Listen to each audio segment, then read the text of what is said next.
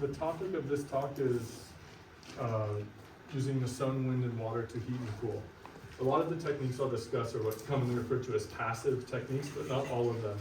And I find that active-passive distinction not super helpful, so just speaking in plain English, sun, wind, and water to heat and cool buildings.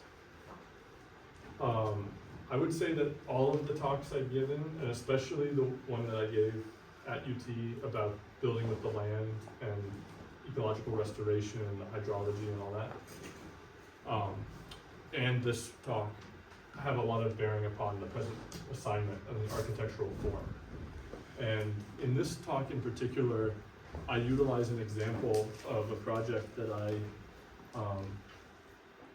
well, it's kind of shown here schematically, but I use an example of a project that I designed several years ago that was at one point I thought going to be our next building. It ended up going a different way, but I called it the garden house, and it would be sort of down by the area where the outhouse is and where the old vegetable garden used to be. The idea was, one, to create a building that would provide for our basic needs, so it was going to be a library classroom on one side, a kitchen, and kind of living space on the other. But it was also a prototypical dwelling, so the idea was to show in one small structure, compact economical structure, all the basic techniques that we talk about in the education as a proof of concept. So I will utilize that example some to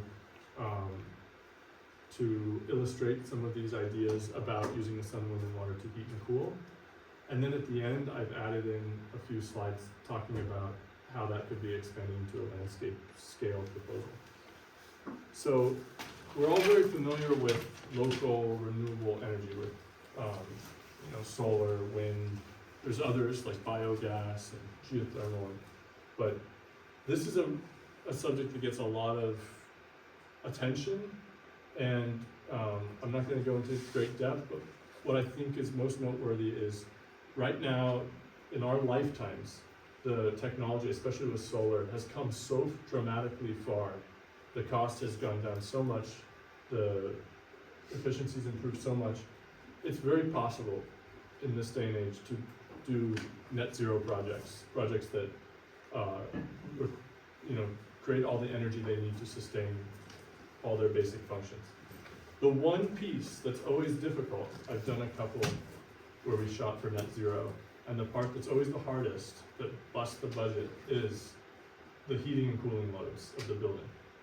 So in my basic premise here that I'm trying to get across is that if we can address the heating and cooling of the building using these fundamental principles of siting in relation to the sun, of inducing passive airflow, using the right materials, if we can address the heating and cooling using these natural means, then it's very easy to provide for the light and even the fans and the pumps and the appliances with a very small solar setup, which opens up tremendous new possibilities. And I think is much easier than doing the status quo, being very wasteful of energy because we've grown accustomed to a environment where energy is very abundant, and trying to supplant all of that energy using renewables. I mean, the Biden infrastructure bill provide for that, but the physical facts of achieving that, we're talking about areas of solar arrays larger than many northeastern states that would be necessary. So it's far easier to reduce consumption than it is to increase capacity. We have to meet in the middle. Okay. Solar orientation is the most primary consideration when it comes to having a building that's aligned with natural cycles and able to maintain its temperature without tremendous inputs. The basic principles, how familiar are you guys with all of this? Because I don't need to go into great detail, but pretty familiar. So in the northern hemisphere, in the wintertime, the sun is lower in the southern sky. And the further north you go, it gets lower and lower and lower until at some point, it barely peaks the horizon, or it never peaks the horizon at all for certain months, okay? Like in Scandinavia or the Arctic. So as you get to the equator, this difference is less pronounced, as also is the seasonal difference. But where we are and north of here, there's a pretty big difference between the winter season and the summer season. And a big part of that has to do with the sun's path. So I like to use this example of Batavia, I think I showed you this image before, where they placed into the landscape, they read that this was a very sheltered place where the sun penetrated in the wintertime but did not enter in the summertime. And they decided to build their settlement into this like natural occurring alcove. And so it's kind of the type of action I'm asking you guys to consider is like, where are the life-sustaining potentials innately within the landscape, and then how do I work with those with my own architecture? The basic idea is well illustrated in this bottom right drawing. If you position your windows and overhangs correctly in relation to the summer sun angle, which is more overhead, and the winter summer angle, which is more to the south, you can allow winter sunlight to enter, and you can keep the summer sunlight out. There's an additional factor, which is that obviously the sun rises in the east and sets in the west, so we can account for that as well. This is early drawing of the outhouse. It ended up with a different roof, but you can see here that trone wall, so that passive solar element that we'll talk about later. But in the wintertime, it doesn't get, in the summertime, it doesn't get hardly any sun because you don't need to be heating the building. So in the wintertime, because the sun angle is lower, that trone wall gets inundated with sunlight, okay? So this is the garden house building in plan and section. The plan is at a smaller scale clearly than the section. This is a section cutting through this space. I'm sorry, it's very hard to draw. Through here. Okay, and up above there's a mezzanine. On this side it's an office. It could be a bedroom, like on the other side's a bedroom. And there's a kitchen space below. So you can see this could be like a compact house plan, for instance, though it happened to be adapted to our needs as an educational organization. And you can see here that in the summertime, on the south side there's kind of a greenhouse space attached. And in the summertime, the light is just coming through these kind of brise soleil filtered onto the garden beds. There's like planted beds. In the wintertime, the sun penetrates much more deeply. I'm also using these kind of diagrammatic arrows to show airflow. Like the arrows show the direction of flow. The red versus blue shows the hot or cold. So this is just a diagrammatic notation that helps me visualize what I imagine the fluid flows would be. Obviously they're far more complex and nuanced than that, but it's helpful to me as a designer to try to think through them in a very coarse and crude way, and then we can of course test them and refine them down the line. So here's just the plan. And in the top right, you can see the sun path diagram. Does everyone know how to read this sun path diagram? I'm going to go through it just in case, but this inner line, can you see that red line? Is it visible? Yes. Yeah. That is the summer sun path. This is north, south, east, and west. The sun rises to the north of east in the summer. This is the summer solstice, June 22nd or so. It rises to the north of east. It passes almost due overhead at noon, solar noon, and it sets north of west. At the equinox, it rises due east and sets due west by definition, and the day is 12 hours of light and 12 hours of darkness, equal equinox. Then on the winter solstice, approximately December 20th or so, the sun rises quite a bit south of east and sets quite a bit south of west. This angle and this angle, and this angle, and this angle, from these points to the center, I always draw on my site, because that gives me a very important piece of information about the seasonal sun path that condenses this diagram, okay?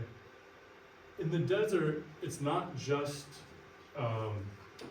the seasonal change in temperature, but the diurnal change in temperature. Obviously, the morning here, you guys felt so much colder than the afternoon. So what we really want to avoid is late day summer sun. And what we really want to let in is early morning winter sun, okay? Because the morning winters are the coldest, the summer afternoons are the hottest. So while a lot of, the prevailing, like when you take the ARE or whatever, they give you the very bullet points version, and they now incorporate a little bit on solar rotation. They say south and elongated, it's good. But as you get into it, it's more nuanced, because you really want to be considering where that late day sun comes from. I started to look at buildings out here, and I realized they're not really to the south the way we're told to in the textbook. They're all a little bit east of south, because in the late day, you want to have that shady side where the northwest sun is being occluded. And in the morning winters, you want to let that sunlight in, because it's cold in the morning, you want to start warming up the space. So this building, this one is a little more aggressive than normally. I normally do about like 15, 20 degrees or even 25 degrees to the east of south. This one's a little more to the east than I typically do. Part of that was the landscape considerations, wind considerations, view considerations. So it's not a singular decision, but you can see this is our northwest facing wall, no windows on this wall, okay? If I were gonna apply that exterior insulation, like I was talking about adding insulation, it would be on the northwest wall. Because in the summer, when the wall gets hot, from the northwest sun at the end of the day, that heat will migrate through the room, and it might release in the morning. Well, in the summertime, I don't want that heat to release in the morning at all. I want to just keep it out. So this northwest wall is a good one to have insulation in this climate.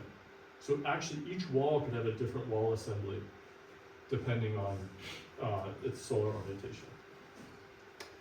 Okay, back to this. So the sun is the little yellow sphere or dot, circle. And you can see this is a plan that's rendered in perspective. Can you guys read the drawing clearly on the screen there?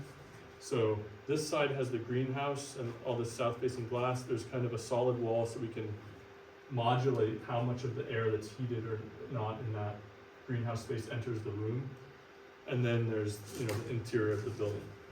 So as the sun moves, so this is the equinox condition. So this is 8 a.m. and by 11 or noon, we have no sun entering into the building. If it's a cold day, we can utilize the heated air in the greenhouse space to circulate to heat or not. Okay, and through the end of the day, not a lot of sun. This is the winter solstice. This is the sun in the morning, all the way through the day, we have sunlight penetrating deep into the house. And then this is the summer solstice. We have sun in the morning, but very quickly it's gone, and then it's shady all through the end of the day. Okay, so you guys know how to do all this with Rhino and chat. It's so much easier, and I recommend you experiment with it because the actual nuance of it is more complex. So I always design on paper with the, my basic angles to give me a sense of what I'm doing, and then I model it, and I use the 3D model to really dial it in. All right, there's a whole range of solar shading and screening elements that you can also introduce. So it's not just where you have windows, but how the windows are treated. And I'd like to mention some of these ancient examples. This is the mashrabiyah, which is from the Middle East. You see a lot in Egypt. It's this kind of lattice of wood, turned wood pieces. And not only is it visually spectacular, it could create this kind of tapestry of light effect, but the light is also very harsh outside relative to the shady interior. And so by breaking up the light, you create a much more subtle and enjoyable visual field. It's less, we have trouble when the eye moves from very dark to very bright, okay? It's one reason why it's nice in Adobe you can shape the opening so it kind of flares out so that that light kind of washes the wall and you have a gradation so your eye isn't getting that sharp cut. The mashrabiyah also is a passive cooling device. They will wet it down and it acts like a swamp cooler, evaporatively cooling the air as it passes through, and it can capture dust out of the air. When it gets dusty, you wash it down again, the cycle repeats. The Jolly screen up here has a similar effect, very beautiful modulation of light and air, but it also has this subtle three-dimensional geometry by which each of those openings actually tapers. And so we talked a little bit about air moving through a constriction has to speed up. It changes the pressure. The pressure reduces when air speeds up in velocity. So when it passes through those openings, it actually acts as a subtle form of air conditioning. If you have a hot spoonful of soup, how do you blow on it? Do you blow on it like this or like this? I know that's funny to do that, but it's obvious, right? Just try with your hand. How hot is your breath if you breathe like this with an open mouth? Now try to purse your lips. Feel how much cooler the air is. These subtle modulations of pressure cool the air. And then there's these incredible, modern examples like these Erwin screens, just showing that with, CNC and 3D modeling, it's possible that we could be creating even more subtle screens that modulate light. I mean, these guys were doing it with none of this technology, none of this CAD and CAM technology. So what's powerful today, like this screen could actually modulate so that all the morning sun comes in and all the afternoon sun is blocked and certain wind is directed in, and on and on. We have computational fluid dynamics. We could really be taking this ancient technology to a whole new level of subtlety and beauty in the contemporary time. Another really simple and powerful technique is the Malkoff. And the Malkoff is a wind catcher. It's a tower. Basically, the wind above 30 feet above the ground, and it's in a gradient, so I'm just taking 30 feet as arbitrary, but on average, at 30 feet above the ground, the wind's 1.5 times faster than it is at the ground level. Just friction, the wind is slowed down by its interaction with the ground. So we often will see, for instance, that the well is pumping, it's turning, but I don't feel any breeze down at the ground. Ancient people observed this, and especially in urban areas where they were clustered tight together, they would make these wind towers that would catch that wind and direct it down through their dwelling, okay? And they also increase the efficacy by introducing water. So they have this technique, like it would be usually a tilted slab of stone, sometimes intricately carved, called a salsabil. And they would have water that would trickle down the face of the salsabil, and as the air passed over it, it would take any dust out of the air, but also have an evaporative cooling effect on the air and the wood. And Hassan Fathy even shows an example with these baffles, which he was proposing would be filled with charcoal, and I think used that in the body example that we studied. So very powerful set of techniques. If you want to experience one, there's one in Zion National Park in Utah. In an outdoor visitor center, they put a wind tower with some evaporative cooling, and it's incredible. The whole area around it, it's very effective. It cools down that area substantially. And you can actually incorporate these into a contemporary project. So one reason for choosing this sectional profile with the singular monopitch roof is that we have a very high side and a low side, and so a lot of these passive ventilation techniques rely on differentials in pressure from high to low. But one advantage here is that we can incorporate a Malkoff or a wind catcher into the section without having any, without building a tower that sticks up above the building or has like a very distinctive or, as like quotation from another time. We can integrate it in with something that feels unified. And actually, on the project I'm working on in the Davis Mountains, I just proposed that we put a wind catcher in that's integrated like that with the pitched roof, and they approved it. So we're trying to do a wind catcher with a salsabil. And these guys are not hippies; they're ranchers. They're very practical people, and we're going for it. So I just want to say widespread appeal of sensible ancient technologies. So this is a more advanced form of the wind catcher.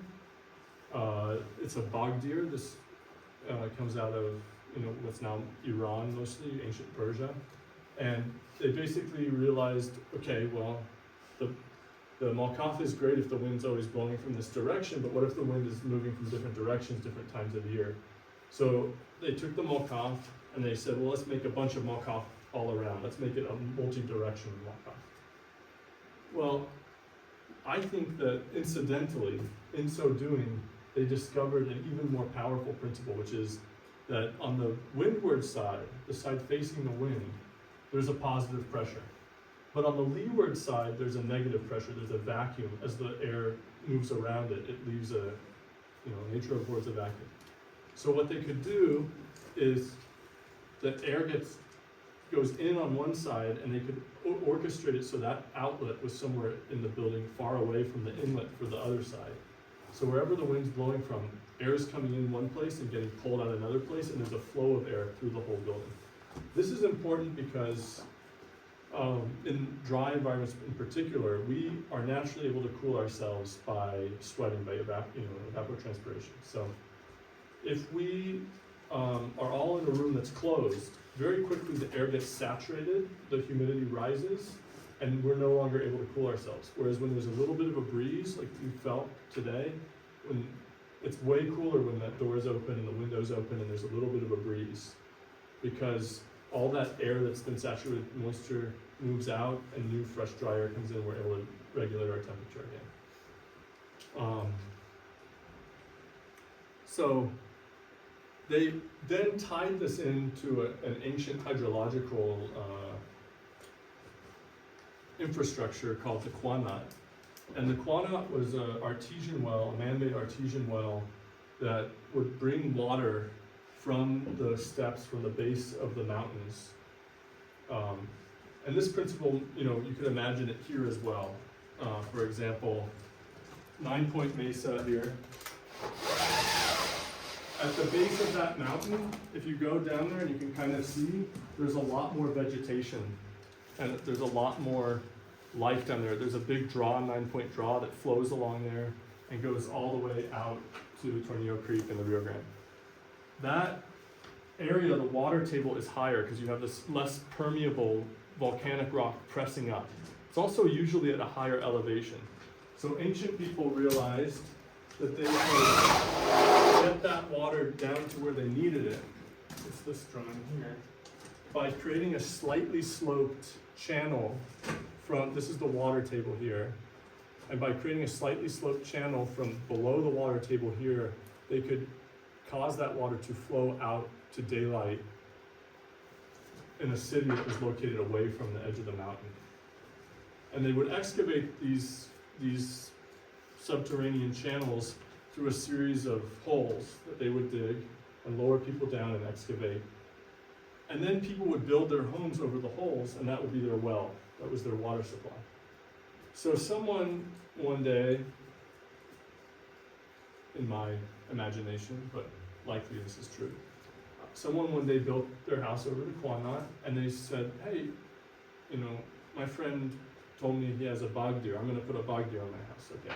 They put the bogdir on the house, and all of a sudden they realized, wow, there's this cold air that's coming out of the well. So the wind is now not being pushed into the building, but the wind, like this drawing is wrong, so someday we'll redraw this correctly.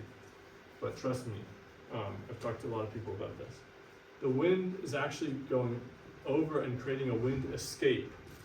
And that wind escape draws air up from the Qanat. So air is entering, it's going underground where it's cooler, and then it's coming up, it's being evaporatively cooled by the water in the Qanat, and goes up into the dwelling, and then sucks in and up out of the wind escape.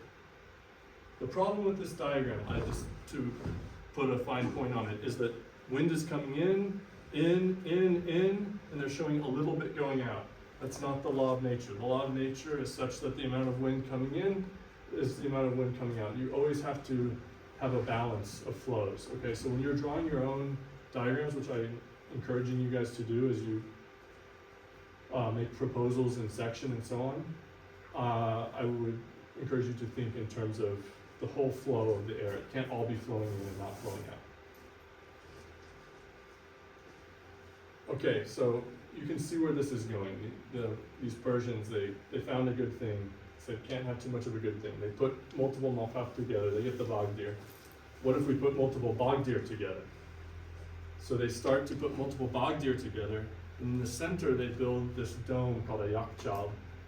And the Yakchal, the shape of the dome is specially constructed to encourage a kind of convective airflow. These kind of circulations in and up and around. And it also would have water that would drip down the sides to encourage evaporative cooling. And they called this whole complex the Ab Anbar. And the Ab Anbar was so effective at evaporative cooling that they would be able to keep ice frozen through the summers in the deserts of Iran. So they could have ice cream in the middle of the summer before refrigeration. Now, those of you with a mechanical engineering background understand the psychrometric chart will say, how did they freeze the water? That's impossible. Laws of thermodynamics, and you're correct. They froze it at night. They had these shallow pools, and they would use the coldness of the night sky, which is negative 270 degrees, to freeze the ice, and then they would bring it inside and keep it frozen through the summer using this evaporative cooling technique. Really impressive. So there's a couple principles and concepts which I think will be helpful to you guys as you design your own structures that are hopefully incorporating these types of passive techniques. One that I've mentioned a couple times is the Venturi effect, which is based on Bernoulli's principle, okay? Two guys, I guess both Italian, don't ask me why. Basically, the Venturi effect is the one that you need to pay attention to, is the one that you can instrumentalize. Bernoulli's principle is simple. It just says a fluid that's moving faster has a lower pressure. So as the velocity increases, the pressure drops. The Venturi effect instrumentalizes this observation and says that if a fluid is moving through a constriction, it has to move faster. Okay, to maintain pressure equilibrium, the same amount of air wants to move through at all times. If it has to go over a greater distance or through a smaller opening, more air has to go faster because less air can go at a time, or because it has to go greater distance. When that happens, the pressure drops. That's useful to us because I think of it mostly in terms of a vacuum. Creating a pressure drop so that you get the hot air out, and then we can always bring air in a way that cools it, for instance, by subterranean channel, things like that. So an airplane wing works this way. The airplane wing is curved on the top. A curve, greater distance than a straight line. Fastest, shortest distance between 2 points, straight line. So the air on the bottom doesn't have as far to go in the same time as the air on top. Because the air is just there, the airplane wing is moving through it. So the speed, you understand what I'm saying? The air has to get out of the way, it has to go over the curve. It goes faster to do that, to meet at the same point, and therefore there's less pressure above the airplane wing and the airplane lifts off. When the wind blows over this building, it's like an airplane wing. It has to go a greater distance over the top. There's a drop of pressure. That drop of pressure causes the air, even a slight breeze, pulls some air through that opening in the top, brings fresh air in down here. So that's helpful in keeping the building cool. Is this clear? Making sense? There's also the stack effect. So atmospheric pressure, the atmosphere has weight, you guys are all aware, because you're all architects. The atmosphere is not weightless, air is not weightless, and the weight of the air accumulates as you go down. So at sea level, you're under a much greater pressure. You go up to the mountains, it's low pressure, that's why the water boils at lower temperature. So this phenomena that we often think of when we drive in the mountains or something like that, it's present at every level. The atmosphere here, there's more weight on my hand than here. There's more weight on my hand here than here. It's enough that if you have a shaft, like a chimney, for instance, that's more than, say, 10 or 15 feet, then it will induce a draw up and out. That's why we build chimneys on a fireplace, and the taller the chimney, the easier it is for it to draw, because there's that stack effect, okay? Oftentimes this is utilized like in a stairwell, where you have a vertical shaft already for egress purposes through the whole building. That stairwell can be utilized to have ventilation at the top, and that can be a stack effect that draws the air up and out of the building. Okay, then there's thermal buoyancy. So warm air rises, we're aware. I have this hot air balloon to illustrate it. Hot air rises. So you already have this pressure differential, atmospheric pressure differential. And in addition, you have hot air, which is wanting to move up and out. And so if we create situations, like in this room, it's probably a lot warmer if we were sitting up there in the dome. But because of the Boveda, we're not in the layer of hot air, like if we had a low ceiling in here. So if you're building in the far north, you might want lower ceilings to reduce your heating. But in this climate, we like this nice high ceiling. All the hot air goes up here, the cooler air is here. By introducing an opening up high, that hot air has a way to flow up and out. Even if there's no wind blowing, no Venturi effect, no Bernoulli, no Italians whatsoever, the entire thing can flow just based on thermal and pressure differentials. I'm sorry this keeps happening. I'm plugged in, I think. Maybe.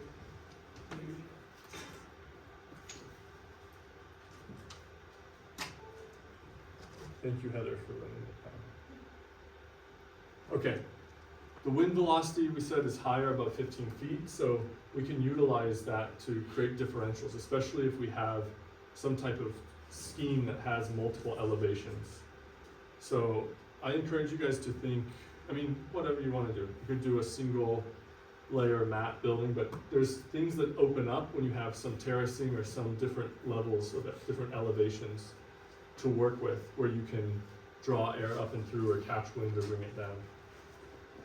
Evaporative cooling, as we know, it takes a lot of energy to phase change a material, to get liquid water to become vapor. So that's why sweating cools us down so much. It's a very powerful tool in keeping buildings cool. So we could integrate our water systems with the passive cooling systems. And then there's thermal mass, like using earthen materials. That mass can be placed in specific locations which amplify its effectiveness, okay?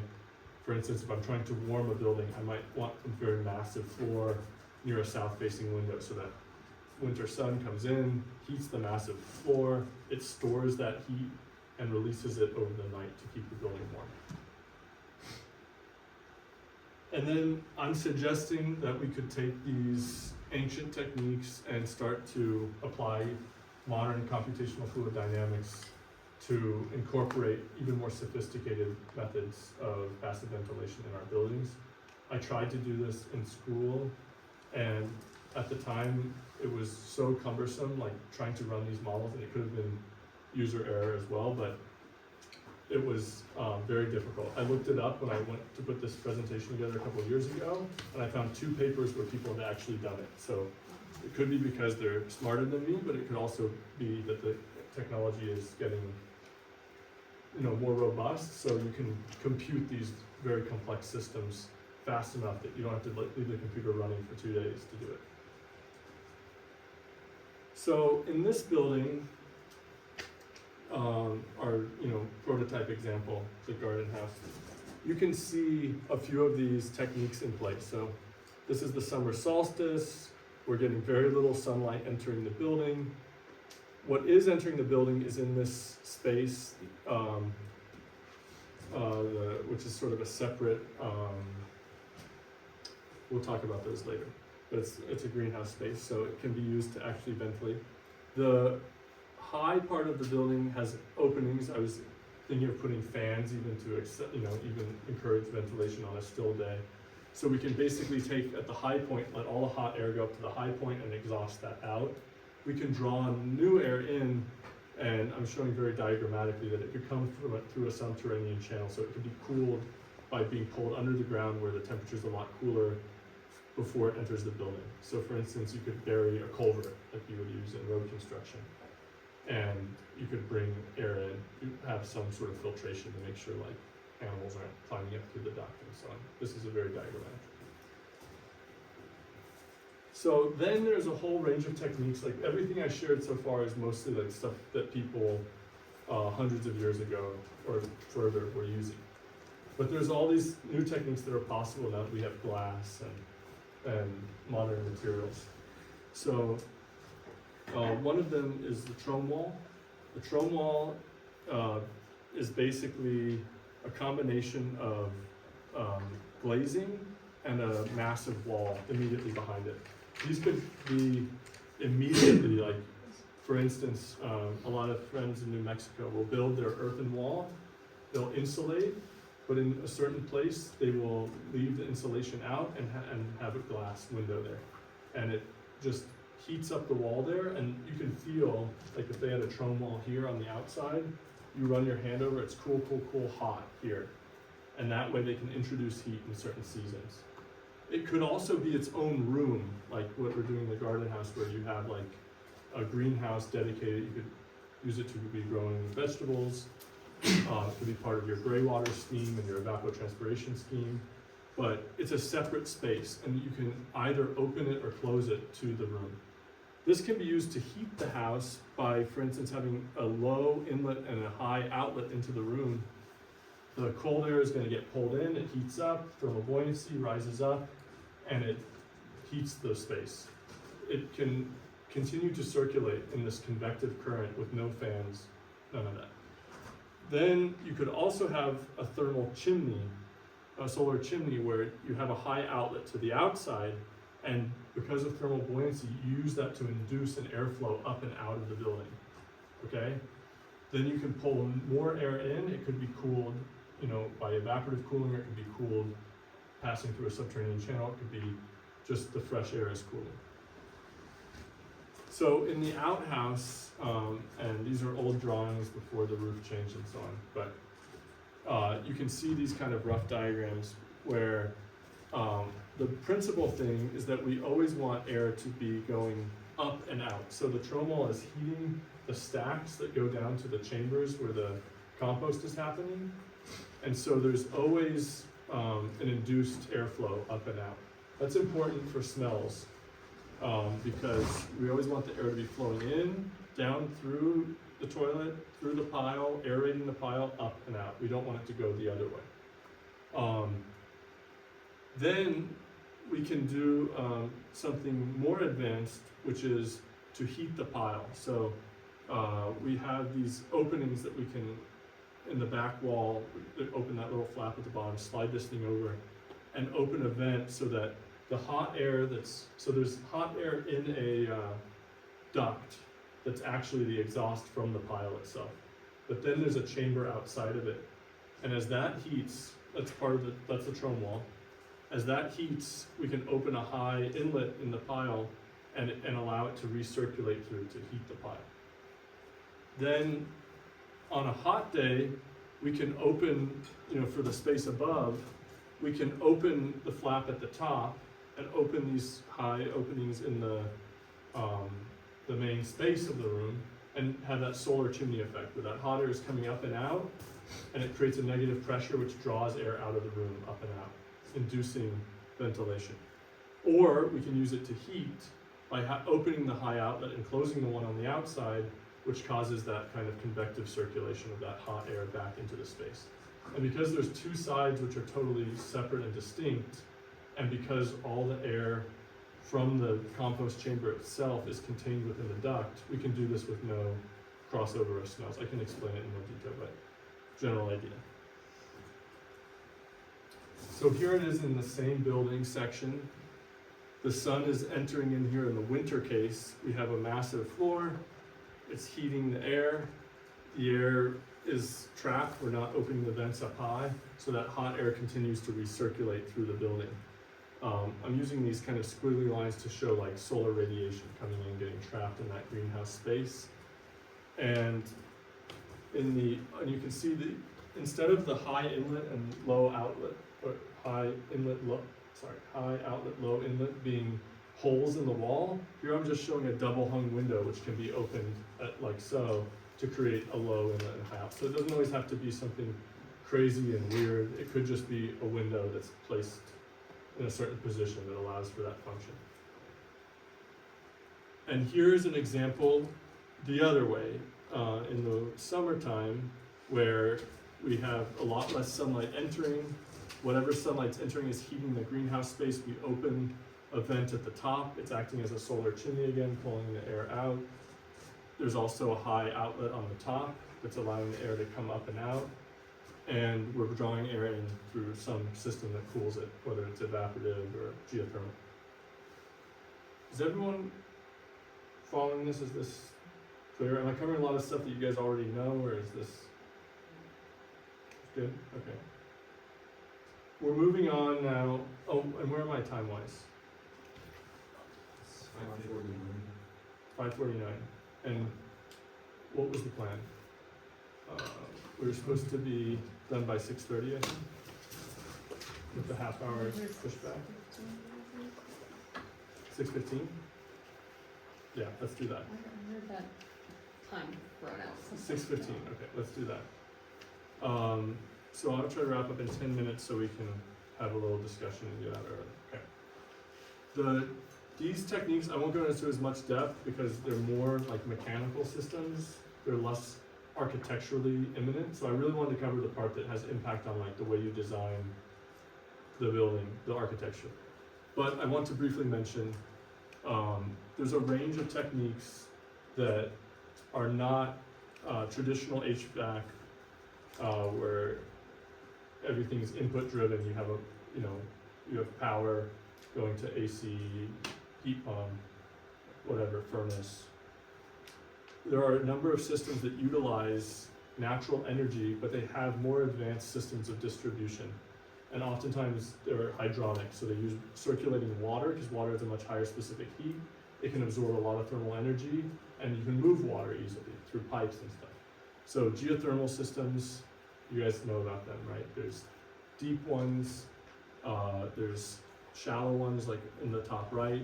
We're not talking about geothermal like geothermal power plants that work off of like volcanic thermal conditions, like they're hoping to build one in Presidio that generate electricity. We're just talking about using that kind of moderating thermal effect of the earth, where it's the average temperature of the annual cycle that we discussed, maybe around 55 degrees Fahrenheit. So if you can take water, if it's say it's 10 degrees outside, and you can circulate water underground and heat it up to 55 degrees, then you only have to raise it another 15 degrees to make it comfortable, okay? It's a huge change in the amount of energy. The same is true in the summertime. If it's 100 degrees outside, you cool the water down to 55 degrees, you can use that cool water to cool the building. You can also heat water using the sun by having these pipes or these various types of solar collectors on the roof. So circulating hot water, like Summer was telling us about last night, through black pipes in the sun, heats the water up. You can use that to heat your water. Domestic hot water, also for larger heating and cooling loads. There's more advanced forms of that. What's really kind of crazy, I thought this was fascinating when I learned about this, is that you can cool water actually using the cold of the night sky. Remember the Avanbar and how they were able to freeze the ice in the winter and then keep it cold? They were using this night sky radiant cooling effect. Have you ever been out some morning when it's say in the upper 30s or low 40s, and you see a puddle that's frosted over, or there's ice on your windshield, even though it's 40 degrees out, right? What's happening? What's happening is that the night sky is extremely cold. It's this enormous heat sink. So if something is optically facing the night sky, it will radiate its heat into the night sky. That's just the law of nature, the way that thermodynamic systems try to reach equilibrium. And that rejection of heat makes it very cold. Okay, so that's why your car windshield that's facing the night sky or the puddle gets way colder than ambient temperature. So you can actually circulate water through specialized panels on the roof that will chill the water at night, and through different panels during the day that will heat the water during the day. And you can use these panels could be in a thermosiphon, and this is just a proposal for a more advanced hydronic passive heating and cooling system, actually active, I guess, using natural energy that I'm hoping to implement on upcoming project. But basically you would have an insulated tank of hot water, an insulated tank of cold water. The hot water is up high. Those systems can thermosiphon, meaning that the hot water will naturally go to the higher point, so you don't need any pumps. It will just cycle through naturally and heat the water in the tank. That could be stored in an insulated tank, and this is diagrammatic. The cold water could be stored below, and then you can circulate it. You can use it to heat and cool the building through a number of means. So for instance, we could use fan coils, which is like the reverse of the radiator on your car, where you could circulate cold water, blow air across it, and you could generate cold air. Because water can hold so much more heat than air can, you can cool a lot of air with a little bit of water.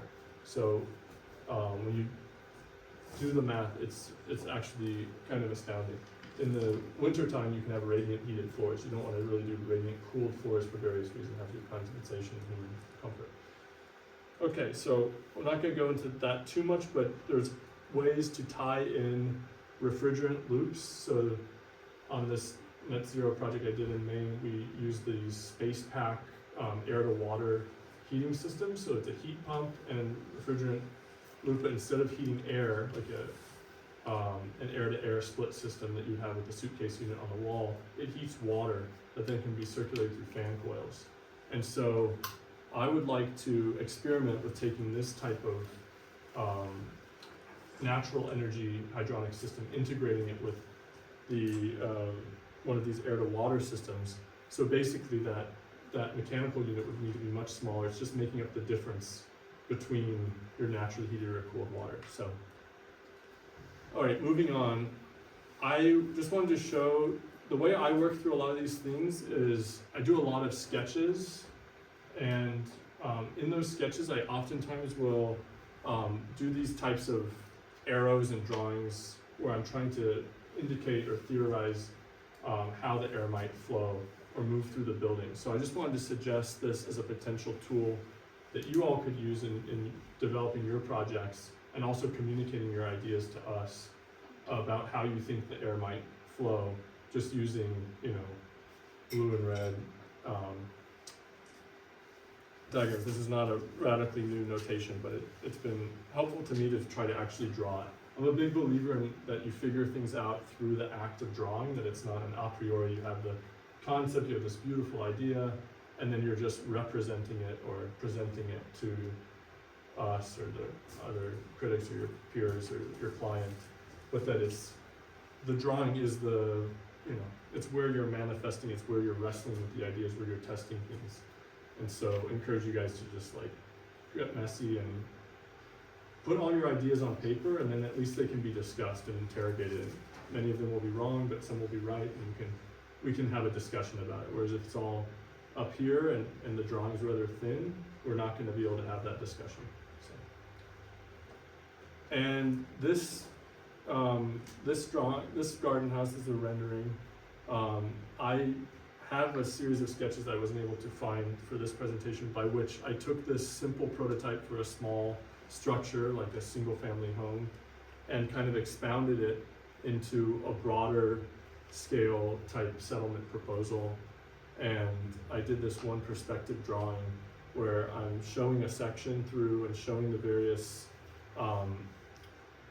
heating and cooling techniques that are being implemented, the wind catcher, so on, but also showing it in relation to this kind of terraced landscape condition and a series of other, like a village scale, medium density, low rise type of pattern. So this is pretty undeveloped. I just took a day and was like, I'm just gonna draw what I wanna draw, and went for it.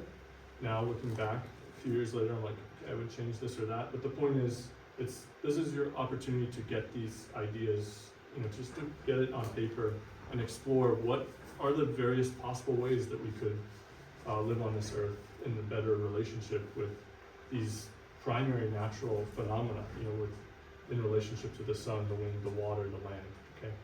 So, I will try to find the other sketches and share them at some point, but that's what I have for now, and, that's it.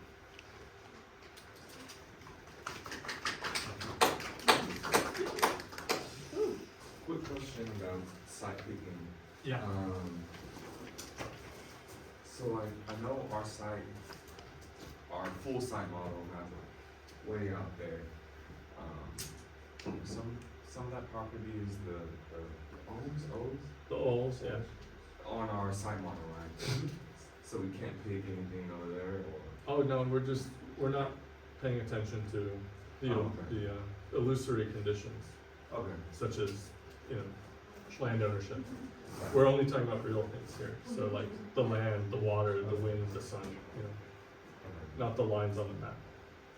Are we considering existing structures like for the school and things like that? Well, if you wanna obliterate this building and No, put your I'm settlement just- through here, I'd be honored that you selected a similar site. I don't think the exercise is, if you found something interesting and you wanted to relate to some existing structure that you find, of course, I feel guess free, that's a better but, question, is should we represent the existing things in our, only I think if they're relevant to your study. I don't think, it's in some ways, I think, a very grounded and rooted and real architectural problem, in that we're dealing with all these real conditions that architects often ignore. At the same time, it's a design studio. The idea here, it's not a specific proposal for a specific site at this point, in the sense that if there's a structure there, you can't build there, you need to, but I don't know, what do you think, Charles?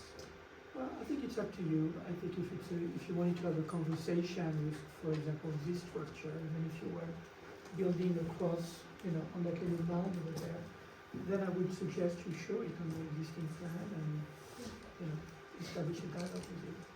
But you don't have to. What you omit and what you decide to include is your choice. I guess what I wouldn't want to happen is you pick a site and say, this is where I want to be. Oh, there's a structure there. Well, that structure might be a Dirksen shed or a trailer that someone pulled out 2 years ago.